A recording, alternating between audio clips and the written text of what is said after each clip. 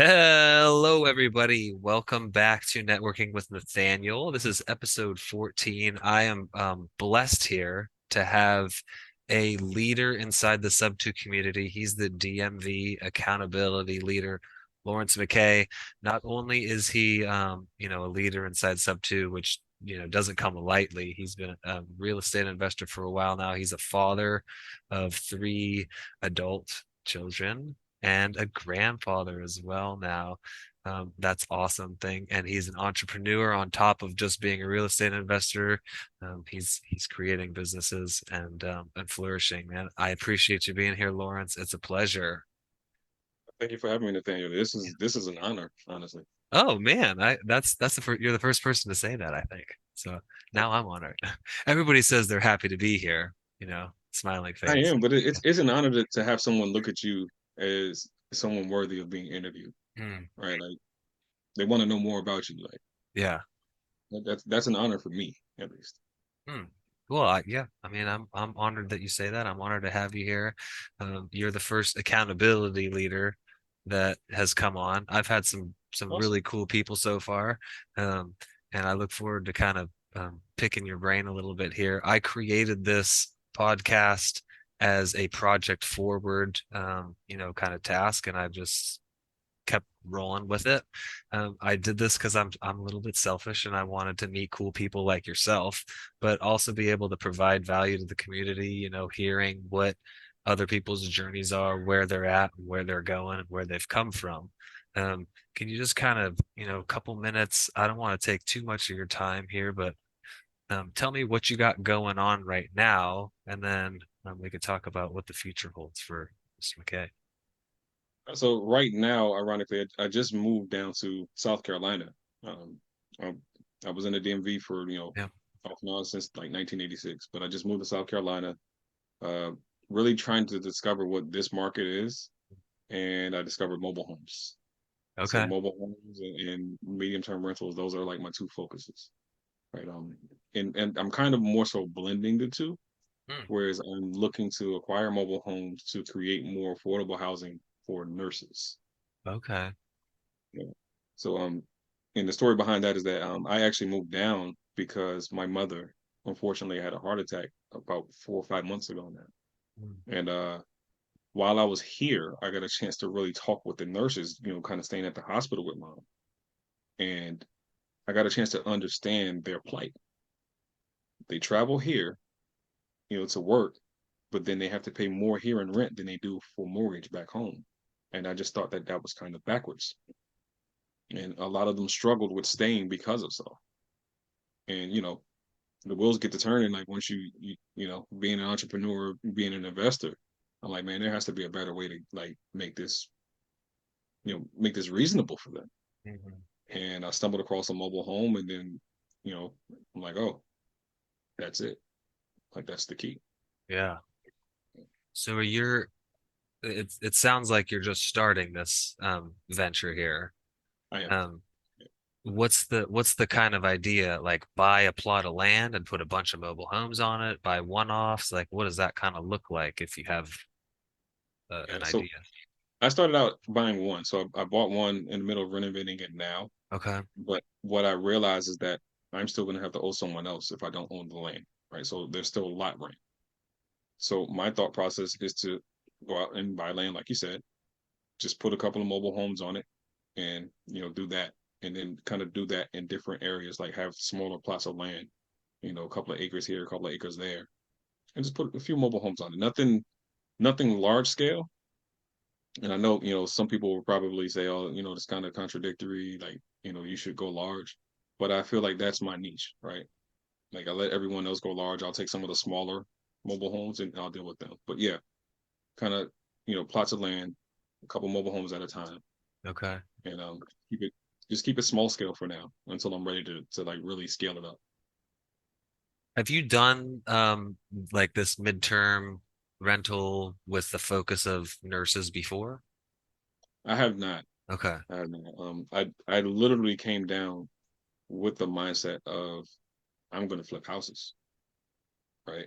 But when I got here and I talked to the nurses, just understanding their needs, and understanding what the market here was, I'm like, there has to be a better way of doing this because it's not affordable. They're pretty much paying full price, right? But they don't really get the benefit that they're looking for. They're trying to find someplace safe and affordable, and they end up just getting kind of squeezed into like, where whatever they can find. But Yeah. it wasn't my intention to come down here to initially like do midterm rentals. I wanted to flip houses. I'm like, there's so many vacant homes here, right? There's plenty of opportunity. Like, why not do that? But I feel like that's the type of investment or the type of strategy for me. Like, I have to have a moral component to what Mm. I do. Like, and I tell everyone, like, if you're not depositing into your moral bank account as well as your financial bank account, like, is the money really worth it? That's the question I always ask. Yeah. Because I've chased money before as an entrepreneur. Like, I've made some really good money, but I was never really happy because it wasn't doing anything outside of making money. And I'm not that attached to money. Yeah. I like it. I like what it does for me. I understand we need it to live and to do, nice things and good things. But emotionally, I'm not really attached to money. I'm attached to living right. I'm attached to living good. I'm attached to, doing good things and feeling great about that. I love So that. that's what really kind of drew me into like the nurse housing and Yeah. NCRs. Yeah. I like what you just said there was exactly how I was feeling. I mean, I still feel it to a certain extent, but we were wholesaling and making money and just like it was just it was very transactional. Like Yes. every now and then you come across somebody where you're like, I actually helped that person, Right. but it was few and far between. And you're just like, nah, yeah, like the money is definitely not everything, and it's really not most of it. With the midterm rentals, do you have a specific area like hospital wise or nursing facility, I guess, that you're focusing Yes. on? And then like what's the I don't know how to say it, like distance, like radius of distance that you're kind of looking to keep it within? And so I focus in on Florence, South Carolina. Hmm. That's where I currently live. It's the area that I'm most familiar with, and those are the nurses that I actually spoke with. So there's two hospital systems here. There's McLeod, and then there's MUSC, Okay. which is basically it's a medical university actually. So for me, staying within the range of those two hospitals, like that's where I want to be. Um, the range that I extend out is maybe 30 minutes max. Okay.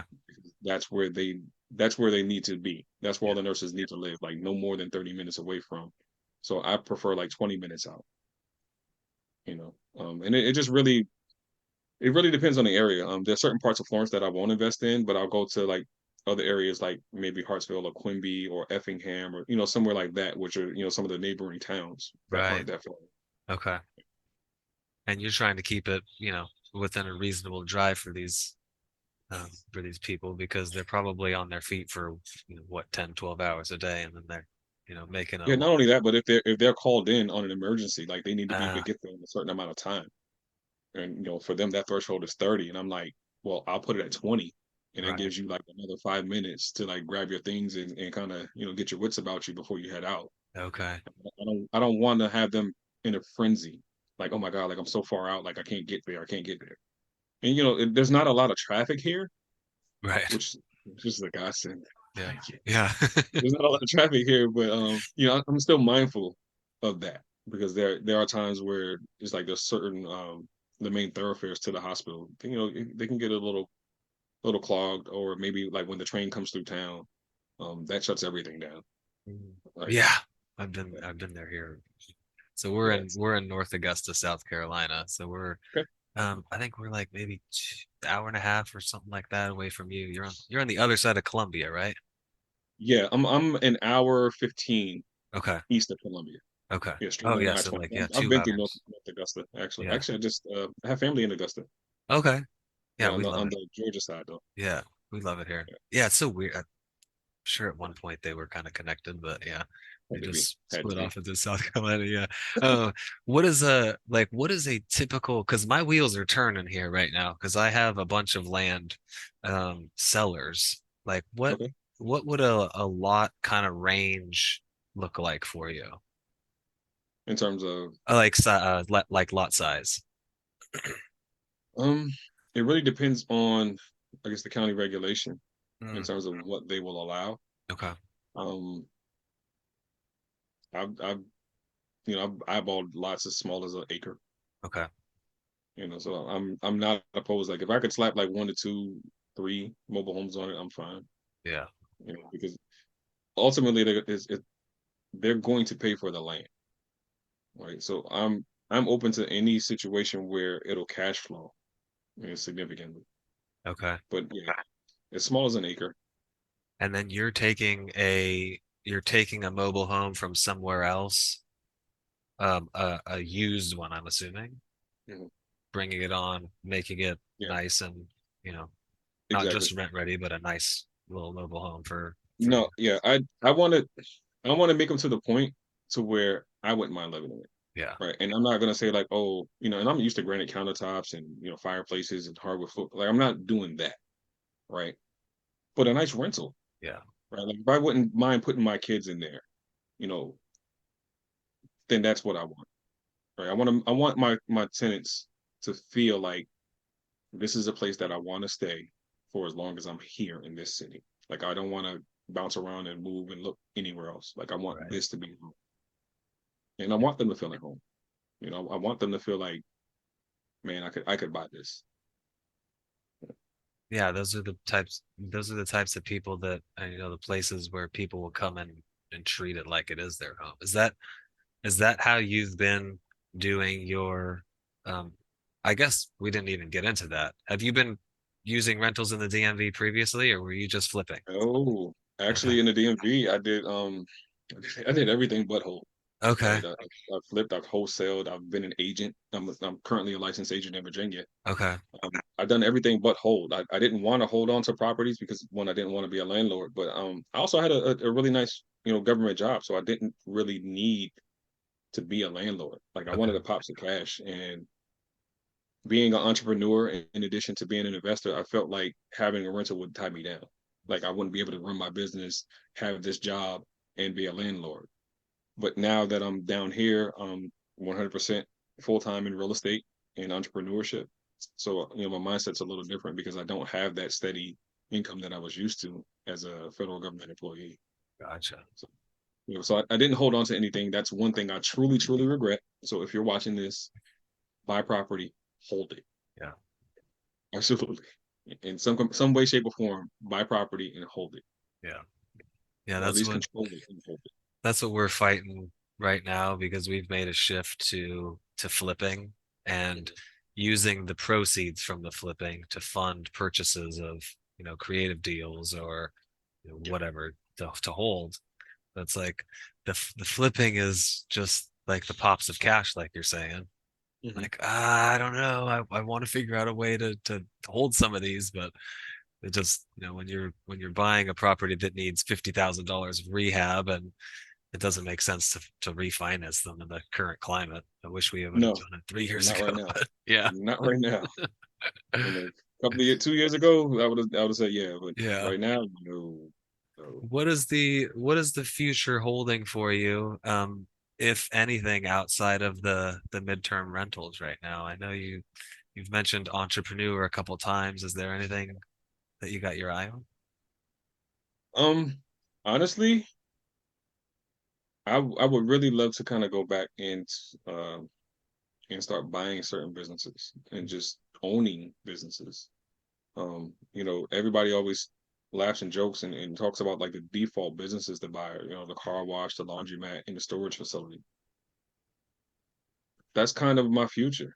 I've heard that, since Carlton Sheets was putting out DVDs or VHS tapes, right? So it's always been ingrained in my mind, like those are your top three to go for. So, um, I do see myself buying businesses in that capacity. Also, definitely, definitely will be moving more into mobile home parks and RV parks.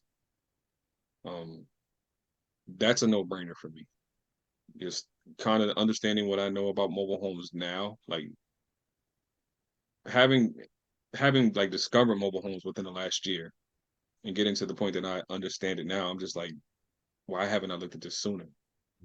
You know, this is to me the equivalent of, buying an apartment building. It the cash flow is there, the business model is there, it's scalable. Why not?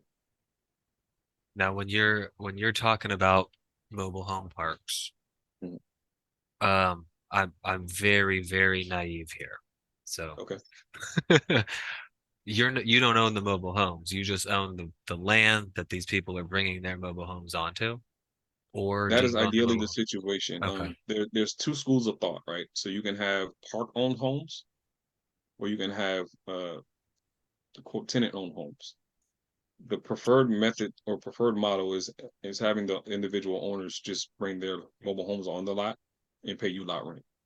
it's like That that. way you don't have to worry about the maintenance and the upkeep or any of the logistics that are tied to the actual mobile homes. Yeah, you just got to keep power and water and Yep, keep the utilities going function. and Mm, keep the park running nice and smooth. yeah.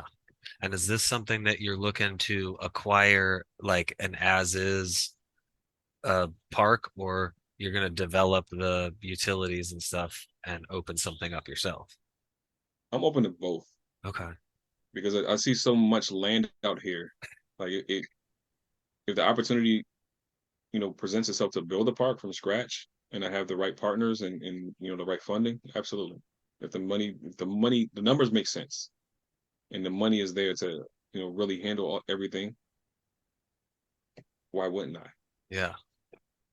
But I prefer the value add parks where, something that's not being run correctly or, mismanaged or, you just have a tired landlord or tired park owner and they're wanting to retire. Yeah, it's Why interesting. you don't recreate the wheel sometimes, like you Right. just have to make it roll faster. Yeah. So yeah, Yeah, like smooth out the yeah, rough edges on it. It's a yeah, you're exactly. you Put a little air in it. Make sure it's inflated yeah. properly. Grease the sprockets a little bit. Yeah, So you you can. kind of equated you I think you did at when you started talking about this, you equated it to owning an apartment building or owning a multifamily, and it does sound like that. You go in there and you beautify the land a little bit, maybe give it some more amenities, like and then fill some of the lots that maybe are vacant, and now you've raised your operating income and you can Exactly. yeah, just it's interesting. Let's see, you got my wheels Exactly. turning, Lawrence.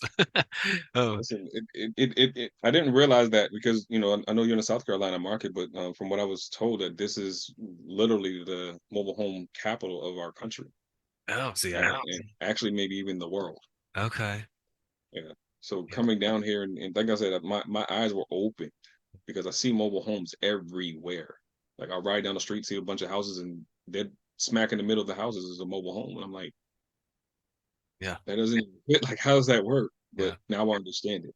So They do get like before I started in real estate investing and even a couple years into it, like mobile homes have a bad, like they leave a funny taste in your mouth just from talking to other people. But like you see a lot of mobile homes out here, I wouldn't even know they were mobile homes. People have added decks and, porches and stuff onto them, and you just drive yeah, by and like, that's a nice looking house right there. But, exactly, yeah. exactly. And those are the ones that are typically attached to the land, Right. right? So you detitle them, you attach them to the land, they become real property. Mhm. And my first glimpse at a mobile home was a young lady that I was dating in North Carolina in Raleigh. Okay. We went to go see a friend of hers, and while I was down visiting, and I'm like, man, this is a really, really nice house. I just kept complimenting her on the house, and then when we leave, she's like, that was a mobile home, right? And I'm like, what do Yep. you mean? Like, Yeah. that was a trailer? Yeah. And that's what kind of made me shift my mindset towards. I'm like, okay, it's a thing. Yeah. But in terms of like the negative image, I liken it um to the image that people have of Section 8 housing, right? Mm. So there's an investor I know in DC, Dr. Joe Asamoah. Um, he actually would Section 8 out $1 million home.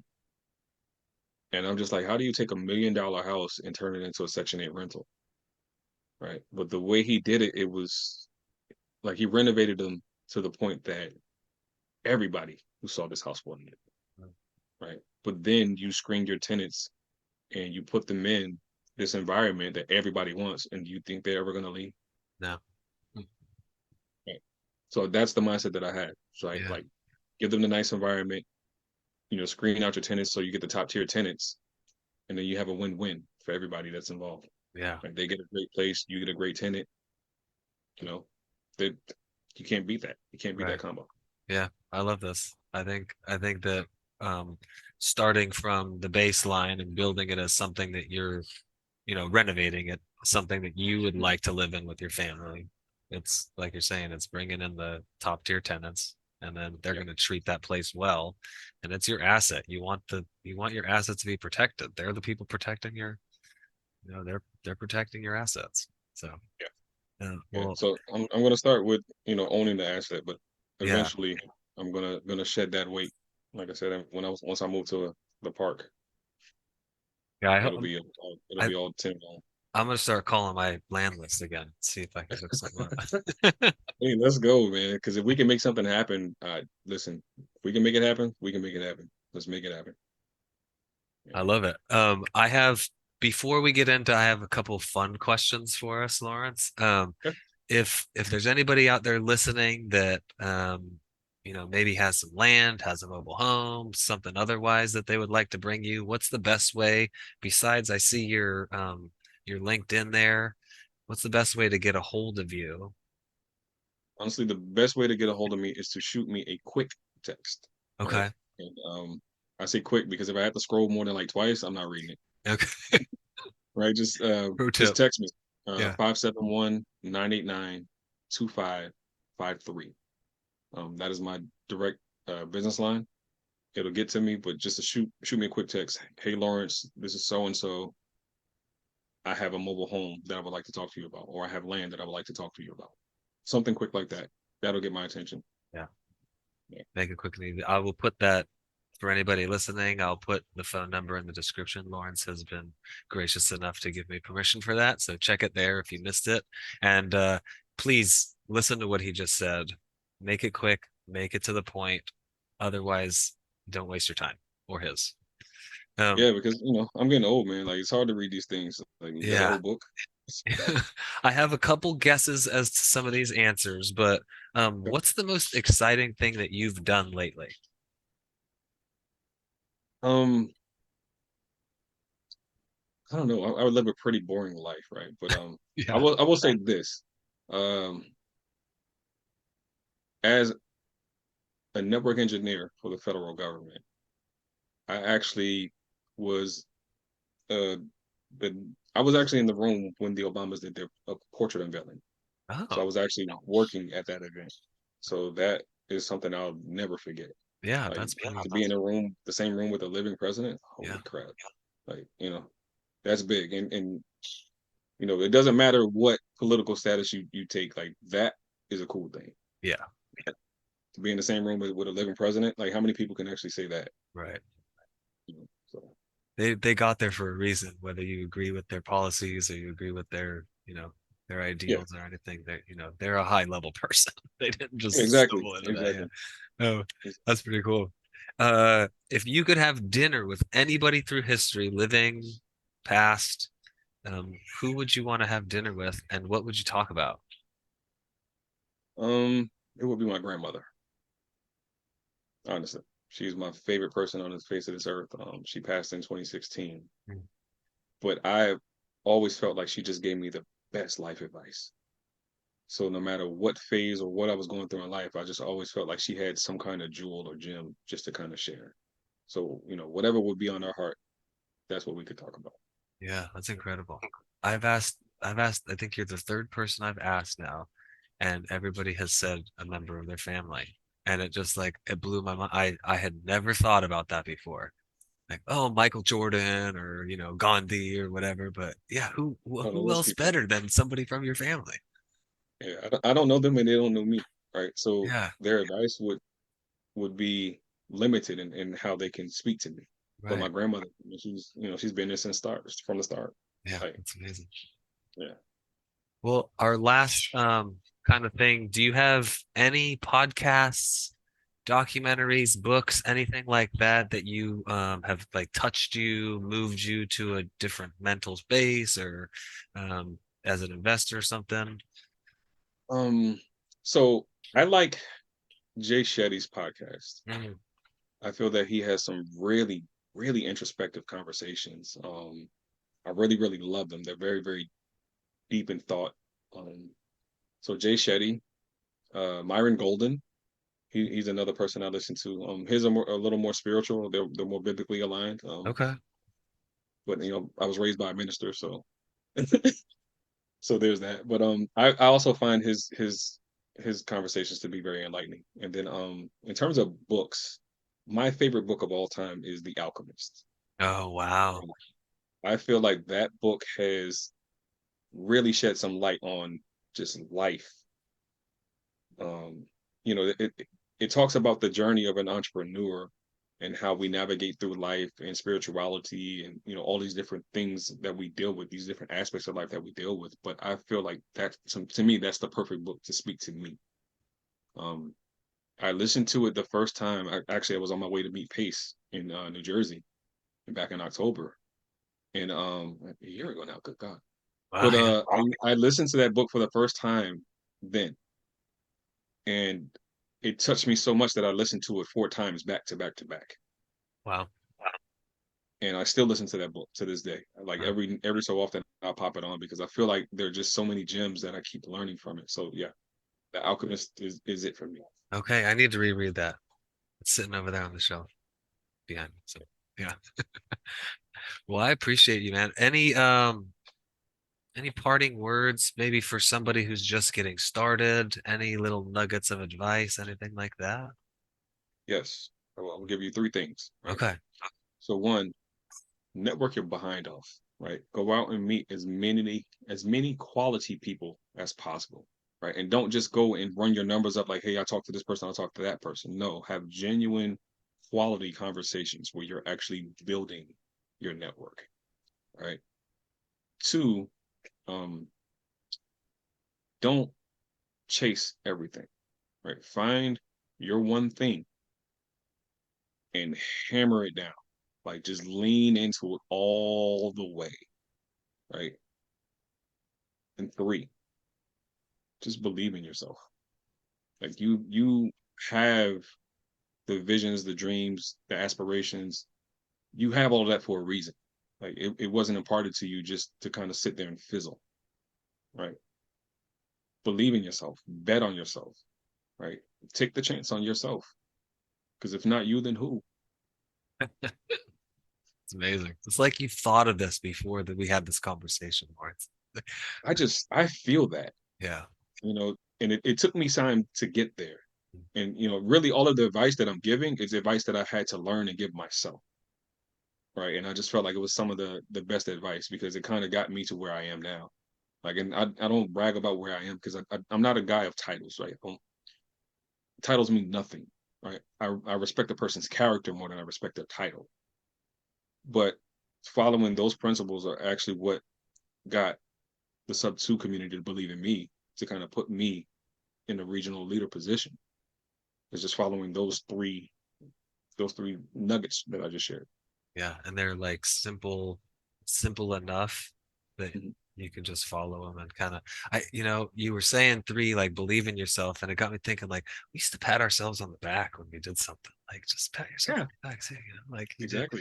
you're out there doing this, you're out there doing stuff. Whether it worked or it didn't work, like you did it, you took action. Go pat yourself on the back. Well, Exactly. it's been a Exactly. pleasure, man. I know you got I don't know if you can hear the baby in the background. He's just howling over here. No, I can't Oh actually. no, So yeah, it's a good good mic. job Yeah, for Zoom yeah. for the mic button. It's been a pleasure, man. I'll let you get back to what you got going on. I hope that we can maybe work something together at the very least. Meet up sometime soon. Now that you're down here in South Carolina. Absolutely. Listen, I'm only a drive away, and actually, I plan on heading that way. So, when I go to Atlanta, Okay, I'll definitely reach out because I'm usually going towards Atlanta towards the meetup. So I'll okay, definitely reach out when I'm headed that way. love it. Now I have somebody to share a ride with when we Yeah, land. absolutely, absolutely, It was a pleasure, man. absolutely. Later.